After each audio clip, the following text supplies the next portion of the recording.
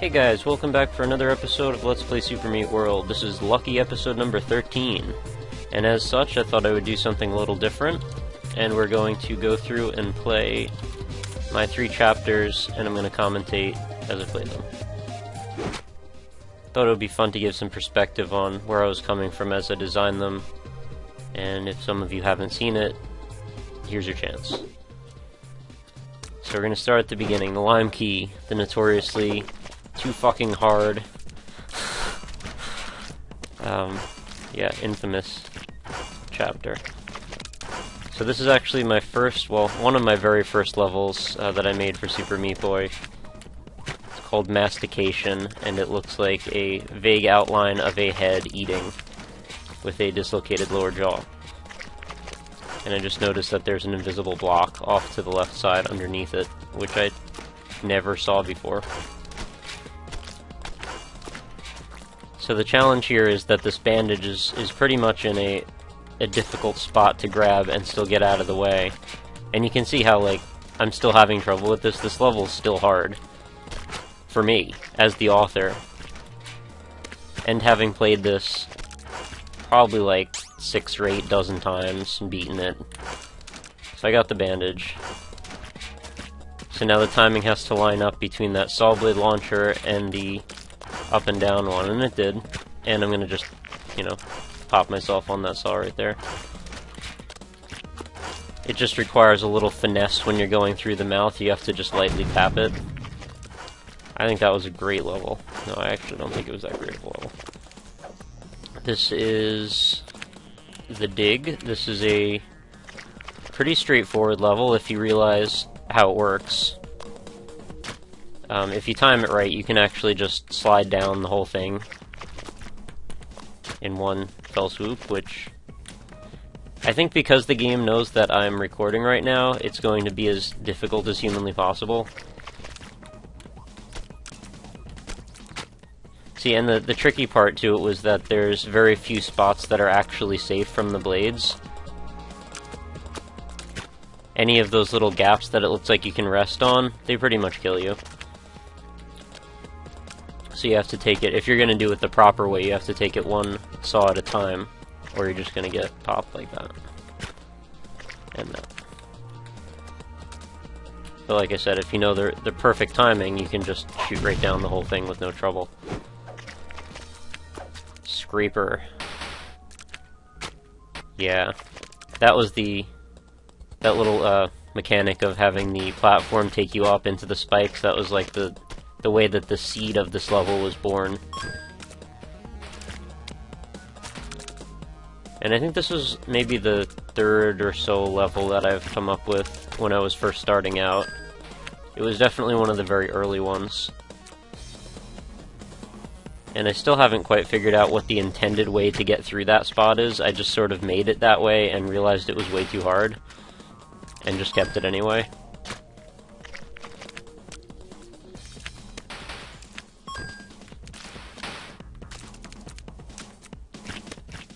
Getting up, it's no problem. It's just getting back down. I think I ended up saying that the best way was to slide halfway, then try and shoot under it. Like that. There we go. And even this part is still pretty tricky, because the saws move intermittently, or rather shoot intermittently, and as time goes by, the gap distance between them gets bigger, and then smaller, then bigger again. So as long as you're aware of that, you can know what to look for, but if you're not, you're going to end up getting stuck when they're shooting at a weird timing. I forgot to rate it, oh well. The infamous Sandy Mountain. That's where the name came from, though, Candy Mountain. Charlie! There's some interesting sights to see on this level that I don't know if I've ever put on video. Well, maybe not sights, but there's one funny thing anyway. And that's the shitting snowman. And yes, he's been present in every iteration, every time I uploaded this or every time I distributed it. Just I don't think people ever looked for it. Ah, damn. Edmund was right. I mean, it's a fucking hard chapter. I won't deny it.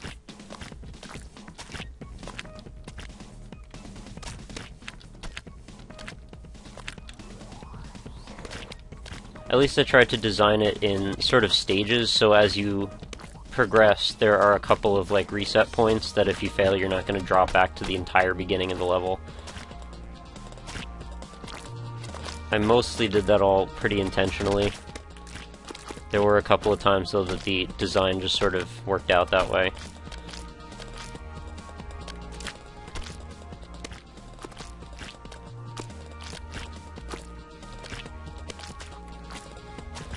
See, up here there's some funny stuff. There's a porta potty there that got crushed by fallen trees, and there's blood squirting out. And unfortunately there's no way easy to get up that way, so you have to take the long way over here. It's actually not that long.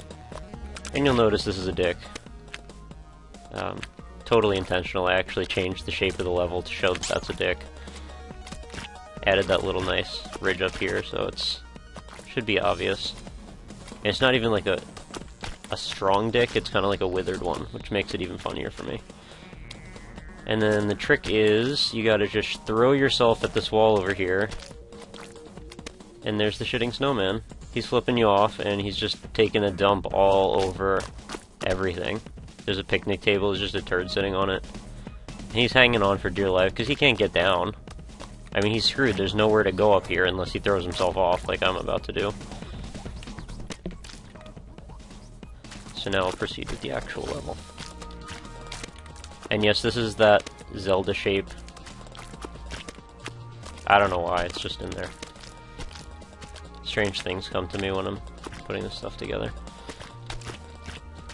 And there's... what's over here? Oh yeah, there's another porta potty. Some hanging rocks. That's sort of the theme here, is that, like, everybody on this mountain is pretty much doomed. And you'll see the nice parallaxing, multi-layer hills in the background as I go up. They get progressively more and more separated. Supposedly there's a glitch with this spot, I think. If you go in there, I guess it can kill you or something. So just boards holding up the rocks. And fun fact, like, the rock textures on all of these surfaces, they took me freaking forever. At first I started doing them all by hand, and after I got to a certain point, I started creating, like, template shapes that I was using and copy-pasting all around. And then I went through and I, like, checked all of them to make sure they looked different enough, because I didn't want it to look tiled at all. It was really obnoxious, actually. This is probably the longest, in terms of editing, a level has taken me. And it got pretty annoying after a while. I really didn't want to play it anymore, or make it anymore. There's this little igloo here is about to get crushed by a rock. Not like that matters.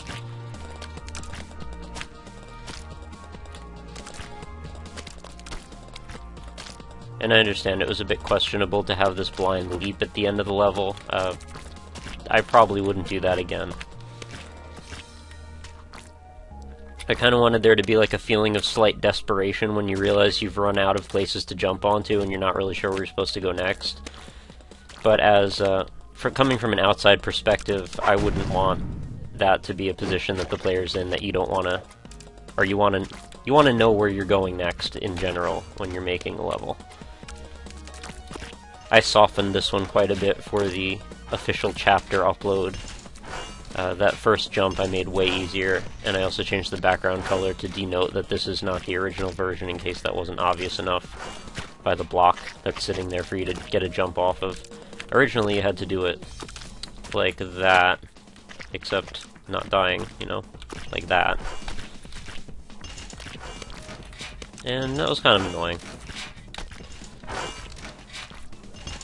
And I also think I screwed up. Yeah, right there, the hitbox for the salt is a little bit too high. So you can actually touch the salt more than I intended you to be able to. I mean, I wanted it to be a tight jump, but I didn't want it to be like a breaks the game jump. I don't want to pad my own numbers. I'm still proud of this level. This is one of my favorites. It's got multiple paths. It's got an element of kind of like dynamic, almost sort of emergent gameplay, since the paths are going to change every time depending on how you step on it. And I just thought it was a cool idea, you know, Space Invaders and Super Meat Boy. Works pretty well. For the sake of time, I'm going to skip the bandage, but the idea is that the second time when you come back, most of the paths that you went through are not going to be the same. Hence the reason I added multiple paths, so you could, in theory, if you screwed the first path, why is there lens flare there? Well, that's an error. That's not supposed to be there at all. I'm not sure how that made it into the uploaded version, and maybe I've never played the uploaded version, but it shouldn't be there. So this is obviously Combat, the Atari 2600 game. I took a screenshot from an emulator and I recreated it. Not that that would be very hard to do considering, you know, the 2-bit pixels and all that, but I just thought it was a cool game, and it was one of my first games when I was a little tiny child that I really had fun with. So to bring something like that to the forefront with the game that I now currently have fun with, just thought it would cap it off really well. And granted, I know Combat doesn't have a bright, strobing, seizure-ific outer border like that. And the challenge here is just that you have to learn to jump off the nozzle of the tank. That's the only way you can make it into that jump. It's literally not possible from any other angle. And if someone can prove me wrong, I dare you to. Go for it. I tried it for an hour just trying to come into any other angle to get it in. Yeah, giggity. Super Metroid, one of my other favorite levels that I'm still pretty proud of. I painstakingly recreated every single tile, pixel by pixel, well, not pixel by pixel, but tile by tile, of the Lower Norfair area, or rather, the entrance to Lower Norfair from Super Metroid. Still one of my top 5 games ever. The reason I thought of it even was because I noticed there were these decals for what looked like those little teeth kind of shaped things, which are ever present in Metroid. And there's a oh, it's not there? I forgot where the entrance was. I thought it was there. Ooh. I also didn't use the lava ball deleters properly because I didn't really know yet, because this is also an early level. So you'll see there's some blood marks down at the very bottom there. I just had a hidden spot for them to disappear down into. They all end up there eventually, but you'll notice that eventually there will also be so many lava balls on the screen that they won't appear and disappear in the same sequence, so you'll end up with too many, and then they'll just stop spawning. So if I were to do this level over, I would definitely correct that error. Did I, not put the bandage in the final version or something? I forgot why. I can't get in there. Doesn't matter, I should just probably beat the level, right? Yeah, I didn't. Well, the pre-chapter version, I included a bandage, which I had a hidden path to. And I derped pretty hard and forgot that I removed that.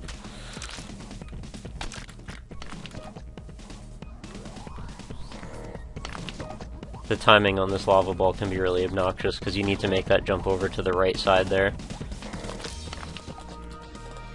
And you need the platform to be up at the top and not have a ball about to hit you. There we go. I love the awesome Ridley mouth. I always intended to make the escape hatch.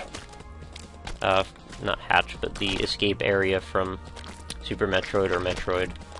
I just never got around to doing that. Still something I could do. And this is Ice Truck Killer, my Dexter-inspired level. Yes, I'm a Dexter fan. And I thought this was pretty original, but as far as gameplay-wise, I don't think this is a great idea. I mostly was just so excited by the idea that I couldn't get over that no one has done this yet, and I wanted to kind of show it to people. But the premise is that you would kill yourself on all these saws over and over again to reveal a path of invisible bricks based on the fact that the blood leaves trails everywhere. And it doesn't always come out easy. You'll see the blood will hit them over on the left here. And occasionally it'll work better than other times. But yeah, you definitely need to reveal those blocks to be able to make the way up, and unless you've memorized it, which even I haven't memorized it. And occasionally it'll take more shots than other times, I mean. So that's most of them. There's one over here somewhere too. Also, jumping off the side might put the blood on the platform for me. There it is. So once you see where that is, then it's pretty easy to make it to the finish. I'm not sure why Bandage Grill is like microscopically small. That seems to have changed also, because I don't believe I updated or uploaded it that way. This level, I don't know, it's kind of like, it's that face that's happening in the bricks on that building is kind of how I feel about this level. It was more like an experiment to look cool at first, and then I realized, you know, it's kind of cool to just shoot up there if you're a master of the repulsor orbs. But I recognize not everyone is, and it can be more than a little frustrating if you get stuck on it. The trick to it, if there is a trick, and it's not really, but, you know, just to know how the repulsor orbs work, you have to aim like you're about to, kind of at an angle, intersect with the ball at the center of it. And if you can master it just right, you'll have extra momentum to shoot yourself up.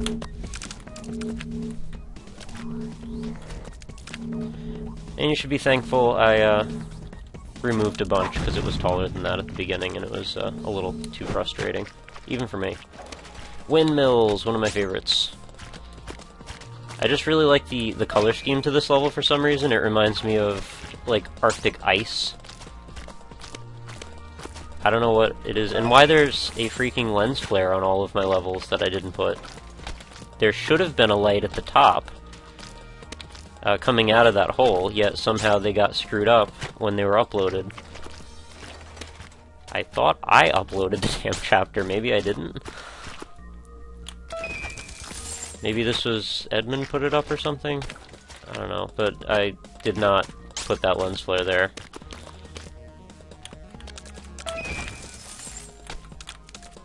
And this is one of those keychain patterns. You just have to wait till the right moment to jump back and forth. And it should be reasonably easy if you know what you're doing. Oh, fuck me. Yeah. It's all timing.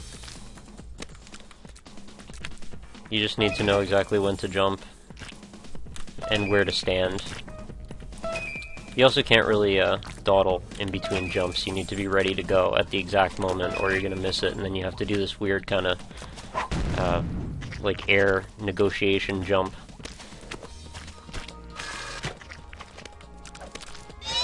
This was an interesting experiment more than anything. I should probably die, otherwise I'm going to talk for too long.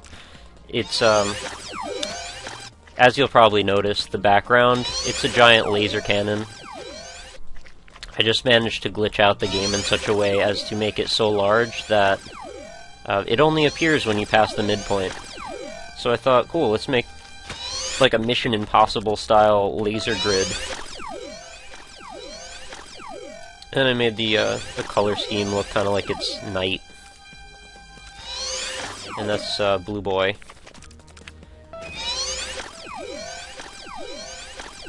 Yeah, I don't know, there's not a lot to say about this one. It's not as refined as I would have liked.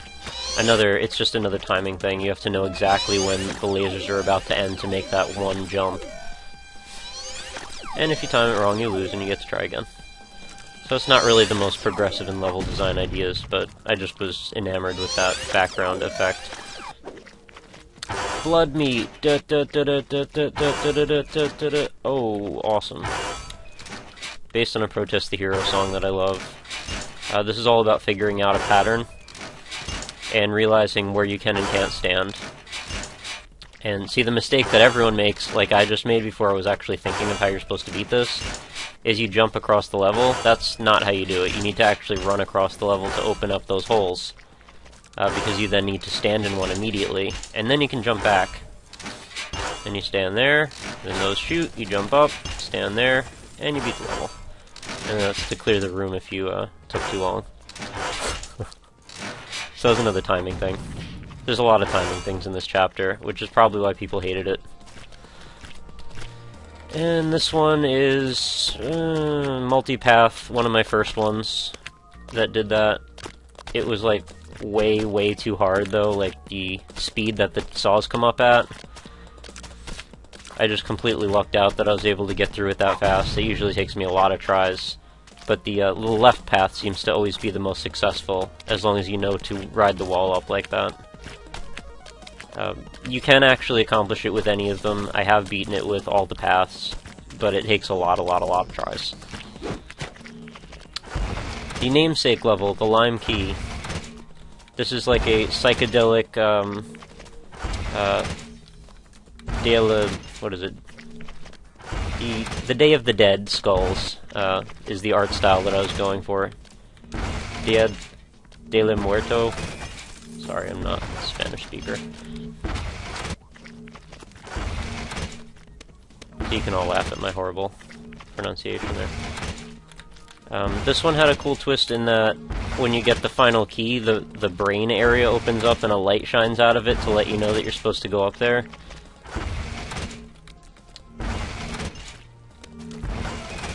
And you have to make some pretty tricky jumps to get around to the end. I just like directly nailed that saw blade.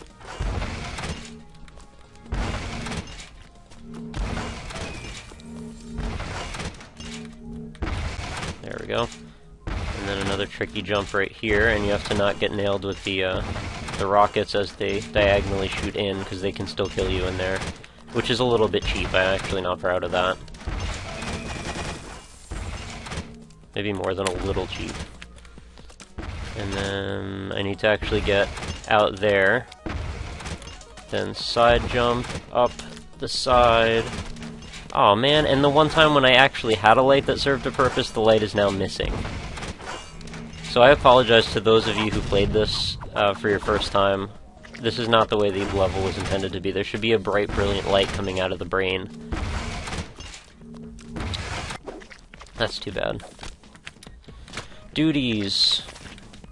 I don't know why I made this level. There's not really like a rhyme or reason to the fact that it's an assault rifle. I don't know, I guess at the time I was playing a lot of Call of Duty Modern Warfare 2, and the title screen or something looked like this, so it was just in my head. The trick to this one is you need to use the conveyor belt on the ceiling to actually get enough momentum to be able to propel yourself over that second one.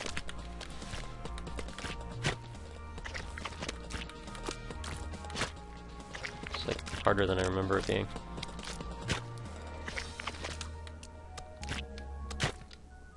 The timing to it's not particularly easy, actually. And then once you get to here, you're pretty much home free, but you can still screw up on these guys. Or that, which I don't think I've ever died doing before. You know, so just to be unique, I just thought I'd die there. Excuse me. Some tight quarters jumping there, and then if you want, you can just do like that. Skip over that last jump.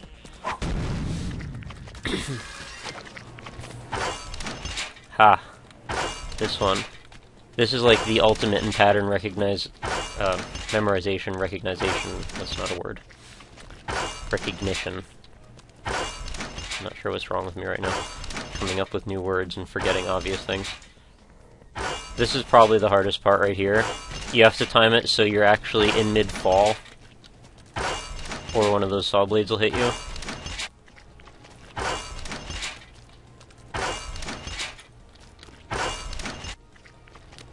But yeah, this is all around a pretty difficult level. just memorizing everything is not particularly easy. In fact, I don't even remember exactly what the cue was to start running through this. 4, 5, okay, I guess it was that. And then you have to know, kind of ahead of time, where you're not safe, which is kind of cheap, and I'm not happy with that either. Yeah, that's a shame that I died there, because I was doing so well. And it's actually symmetrical on both sides, so there's not really any advantage to going to the left or the right. I just was in this, like, kind of having an OCD moment, and I just felt like everything needed to be symmetrical in this level.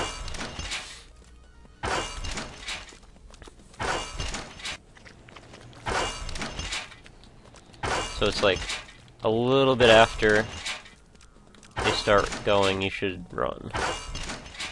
4, 1, 2, oh.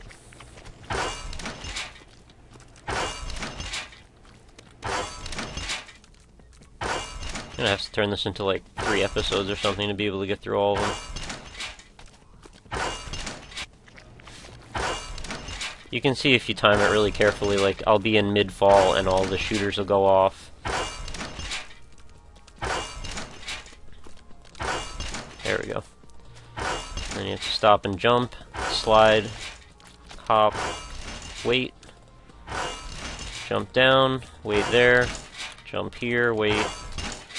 Then this is also really tricky. You need to actually get through 2 of these. As you can see, the next save point is actually 1, 2, and then the 3rd block down. And it's like, the timing is to the millisecond, like you have to be dead on. And then there's one more. And then you gotta be careful here too. You'll notice this is a tribute to Marathon. The symbol here. And then you gotta make a really tricky jump up the middle, which is kind of tougher than I wanted it to be. You shouldn't have to like have a hard time to struggle to get into the tunnel. Hopefully this isn't so loud that you're not able to hear any of this.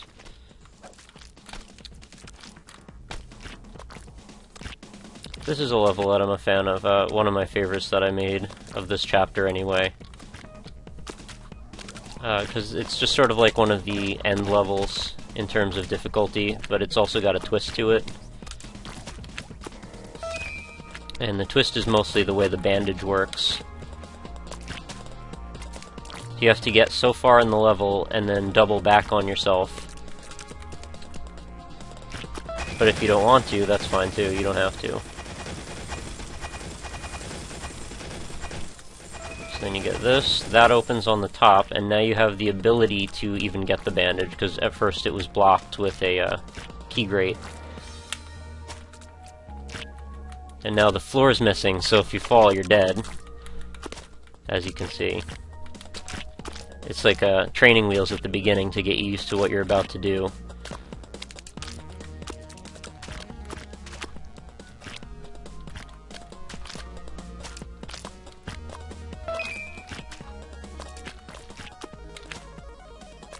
So there's a lot of sort of technical jumping in this one, and then at the end is also quite hard. The last few jumps, there's some corridors that are a bit tight with some odd timing. And then you have to get down here. There we go. See, this is the key path, or the bandage path rather. You don't have to do this, you can go straight to the end. By jumping into the position that I was at first. So you'll see now there's a key and the bandage there, so if I get that key it opens up the path, so I don't have to go all the way back around. The jump for that is a bit on the tough side, it's really kind of touchy.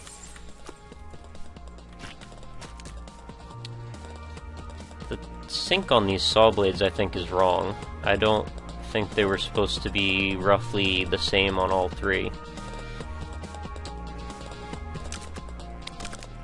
Right, so that's the hardest part, and then you have to also do one of these guys to get down to the end. Glad I could execute that, that's another tough one. And then one of my other favorite levels is this one here. This is another 2-path level. You can either choose to go up the middle, or you can go on the outside. The middle is the easier one. And I'll show both, maybe. Actually, maybe I can't do that, so I'm just playing it once. So you go through there, and then you get the key in Meat Boy's teeth, and then you have the ability to get up and out of him. So that would take you to the end. Now restart it, and you can see the other path, and you can't get back up. This fan blocks that completely. Like, it is not possible to get that bandage and go back up. Some people see that bandage and they go, oh look, that's an easy bandage, and they think this is the only path. Nope. Although I might have tried to figure out a way to make that a little bit more obvious, because it doesn't totally look like when you're in the center that this is the most obvious jump to get to. Kind of looks like those saws are there to intentionally block you. And then you have to do a series of precision jumps. This one right here is probably the toughest one. You have to do either one of two things. You have to bend around the edge to hit the outside edge, or you have to bounce off the inner wall here. I prefer the bending one. That seems to be easier for me. It's less velocity that way. Still might take me a bunch of tries, though. And these jumps, they're just jump and hold. And then you just scoot up the wall like that. But I'm basically going for, they're long jumps with a slide. And then I get to the top, and the end. I'm giving myself a 4 on that one, because I'm proud of that level. And the infamous Gentle Rain. I don't know, what can I say about this level? It's tortured a few people, I believe.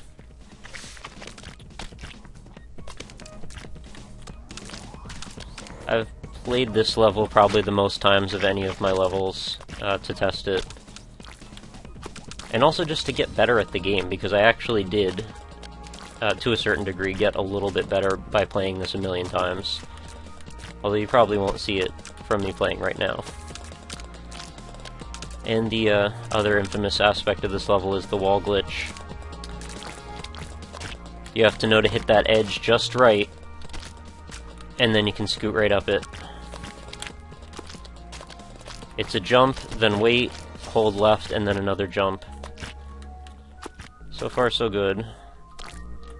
And then I extended that. It used to be 1. Well, I should mention that I tweaked every single part of this level, like, for a long time when I was changing it from Let It Rain to this Gentle Rain.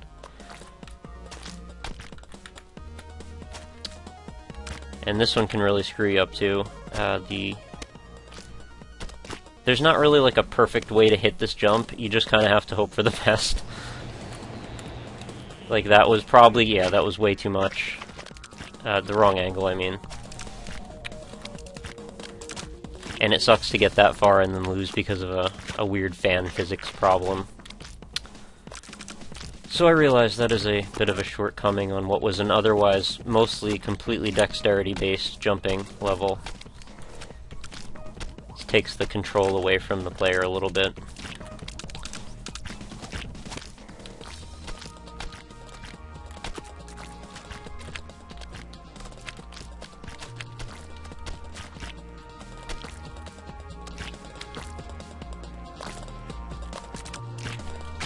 Damn. Yeah, it's no guarantee that I'll beat this every single time. I definitely can't beat it, predictably. But I definitely can beat it, thankfully. Got a little fast on myself, I wasn't paying attention. I think one of the worst things you can do when you're playing something this technical is to rush, yet everything about Super Meat Boy, as you play it through the retail chapters, when you get good at a concept, you rush. That's just the way it goes.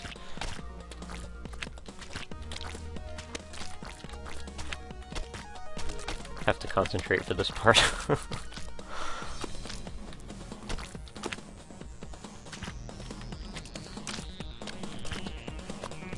I'm not attempting the bandage again, it's just too risky.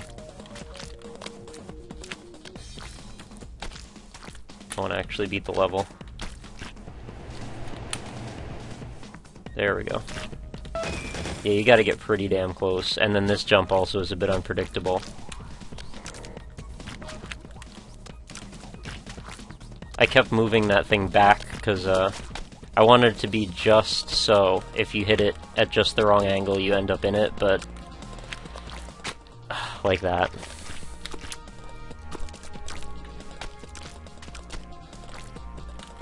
I haven't played this in a while, to be honest, so, the strategies and techniques aren't fresh in my mind. Not sure what I did there, I just decided to jump in the middle of sliding down that for some reason.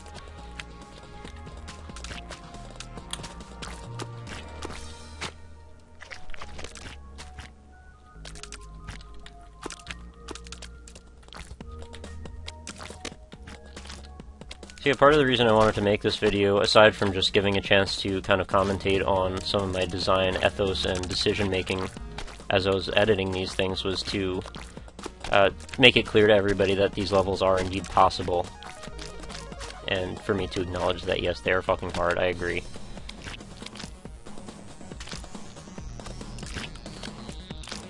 And I would still love to see more people playing these levels. If you want to make YouTube videos of them, go for it. I'd love to see you play them. Show off. Show me how much better you are than me.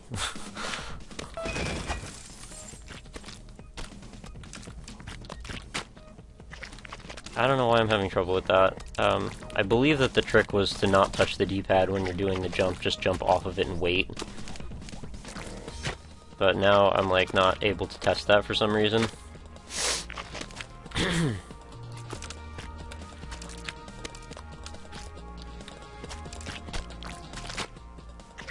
Blah.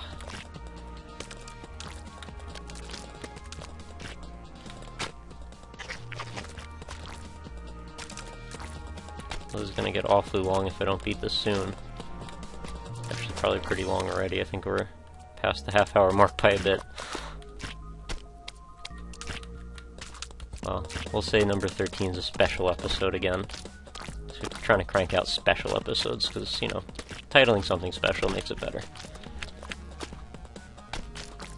And you know I'm right. Even if you're just like buying the same product you always buy, but if now all of a sudden it's called special, whatever it is, you know, it's gonna get some special attention in your mind. Nope, that's not a good jump. I could just feel it. That one, close, but yeah, I got it. Alright, so I'm not gonna touch the D-pad, ready? Yeah. I can't beat my own level. Look at me go. I think Fraps has like had enough of this now. It's like, okay, you've recorded for too long, I'm gonna break your frame rate, so you can't beat this for sure now.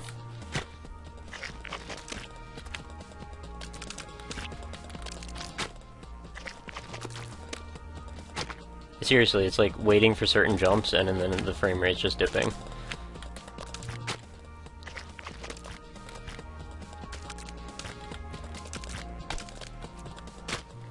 Okay, I guess Fraps has had enough, so yeah. This was the Lime Key, my first chapter, and it's fucking hard. Thanks for watching, guys. I'll be back with the next chapter next time.